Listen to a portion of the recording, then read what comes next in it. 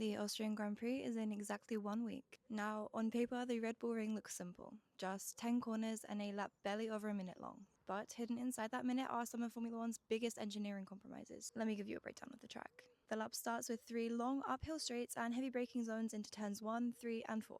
Those are the main overtaking opportunities. But then the circuit completely changes. Sectors 2 and 3 become a flowing sequence of high-speed corners. Turns 6 through 10 demand confidence, downforce, and stability. So engineers are forced into a compromise. Do you optimize for straight line speed or cornering performance? The challenge in Austria is that the Red Bull Ring is basically 2 tracks in one. Sector 1 rewards low drag and top speed, and the final sectors reward aerodynamic grip. Teams usually settle on a medium downforce setup and accept they'll be giving something away somewhere. But in 2026, there's another complication: energy management.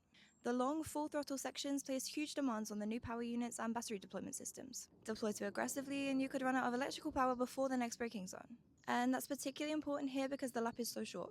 Drivers are constantly making decisions about whether to attack now or harvest energy for later. A few percent more battery charge could be the difference between making an overtake into turn 3 or getting overtaken yourself. The Red Bull Ring also sits around 670 meters above sea level. That means thinner air, less oxygen for the engine, less cooling for the brakes, and a turbocharger that has to work much harder than normal just to maintain performance. Those cooling challenges become even more important because the brakes barely get a chance to recover. Turns 1, 3, and 4 all require huge deceleration from over 300 kilometers an hour. The braking loads are enormous, and the short lap means temperatures can quickly start to build. The elevation changes don't help either. There's over 60 meters of elevation difference around the entire circuit.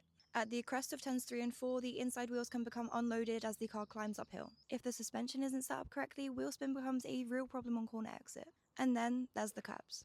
Drivers want to attack them to straighten the corners and gain lap time, but hit them too aggressively and the floor can bottom out. When that happens, the ground effect aerodynamics stall and downforce disappears almost instantly. Coming into Austria, Antonelli still leads the championship on 156 points despite his Barcelona retirement. Lewis Hamilton's first Ferrari victory has moved him up to 115 points, and George Russell sits third on 106. So, momentum has suddenly shifted heading into Spielberg. If Mercedes can solve the reliabilities that cost Antonelli in Spain, they probably arrive as favourites. The long straights and heavy braking zones should suit their package. But Ferrari's recent pace suggests Hamilton could be a genuine threat for back-to-back wins. And if energy management becomes critical, don't count out McLaren or Red Bull either. So, the Austrian Grand Prix won't just be about outright speed.